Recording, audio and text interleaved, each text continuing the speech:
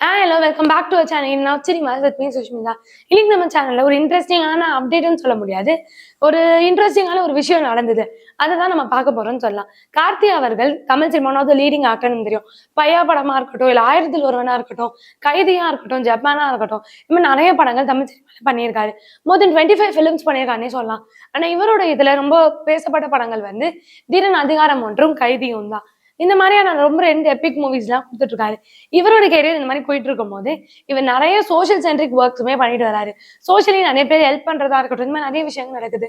இவரோட ஃபேன்ஸ் என்ன பண்ணாங்கன்னா, இவரோட பர்த்டே மேல நடந்தது. மேல இவர் பர்த்டே நடந்தப்போ இவரோட பர்த்டேவை முன்னிட்டு ஒரு பிளட் டோனிங் கேம்ப் வச்சாங்க.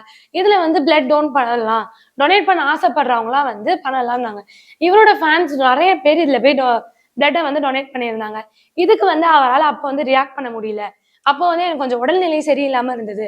அதனால என்னால அந்த ஈவென்ட்லயுமே பார்ட்டிசிபேட் பண்ண முடியல. என்னை வந்து கேட்டாங்க. ஆனா இந்த இது வந்து மொத்த தமிழ்நாட்டிலுமே நீ நடத்தினது எனக்கு ரொம்ப பெருமையா இருந்தது.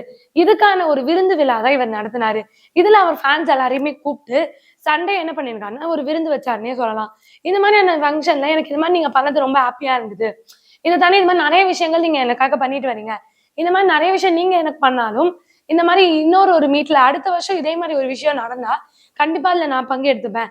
நான் ஒரு மேஜர் பார்ட்டாவே அதுல இருப்பேன் அப்படின்னு சொல்லியிருந்தாரு. இதை தாண்டி இதுல ஒரு சின்ன அப்டேட்டும் ஒழிச்சு வச்சு சொன்னாருன்னு சொல்லலாம். அது என்ன அப்படின்னா, அடுத்த வருஷம் 2025ல லோகேஷ் கனகராஜ் அவர்களோட சேர்ந்து நான் பிரியாணி சமைச்சு உங்களுக்கு தரேன் அப்படின்னு சொல்லியிருந்தாரு.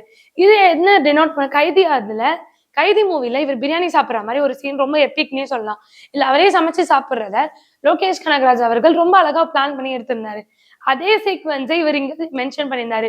இதுல என்ன சொல்றாங்க, கைதி 2025ல ரொம்ப விரைவாவே ஷூட்டிங் ஆரம்பிக்க போறதா சொல்றாரு. அதுதான் 2025 இந்த படம் ரிலீஸ் ஆகுன்ற மாதிரியான அனௌன்ஸ்மெண்ட்டோ இல்ல சர்வ் பண்றேன்ற மாதிரிலாம் சொல்லியிருந்தாரு.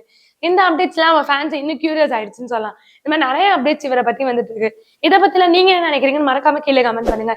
இந்த மாதிரி இன்ட்ரெஸ்டிங்கான சினிமா அப்டேட்ஸ்க்கு மறக்காம சினிமாஸை லைக் பண்ணுங்க, ஷேர் பண்ணுங்க, கமெண்ட் பண்ணுங்க, சப்ஸ்கிரைப் பண்ணிடுங்க.